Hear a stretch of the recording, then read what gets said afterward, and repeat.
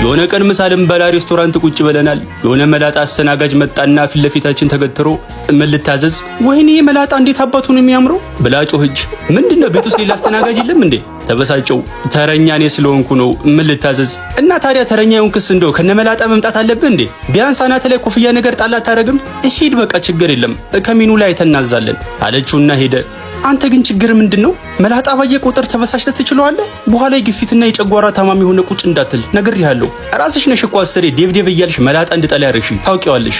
በላ ጨቅጭቀኛውን እርቦኛል ብላ ሜኑን አነሳችና አይኗን ጠበብ አድርጋ በደንብ አልታያለኝ እኮ አንተ እንካስቲ ብላ ሜኑን ሰጠችኝ። አገኘውሽ በሚል ፊት ኮራ ብዬ ምናልባት የዳዊት መላጣ አንጸባርቆብሽ የአይንሽ ሊንስ ተነግቶ እንዳይሆን አልኳት። ወይኔ አንጸባርቆብሽ ስትል ምን ትዝ እንዳለኝ ታውቃለህ? ከዴቪዬ ጋር አብረን እያለን ነጸብራቅ የሚለውን የሮፍራንን ዘፈን ሁሌ ነበር መጋብዘው። በጣም ነበር ደስ የሚለው። ጽጌረዳ ግን አበባሽ ሁሉ ረግፎ እሾክሽ ብቻ የቀረ እየመሰለኝ ነው። ምንድነው ሁሌ በነገር እሾክ የምትወጊኝ? አንድ ቀን ግን ይሄ ዳዊት የሚባለውን ሰውዬ እንደመደፋልሽ ወቂ በየ በተቀመጠችበት ትቻቴሩ መላጣ ያሟልጫል ልደፈው ስትይ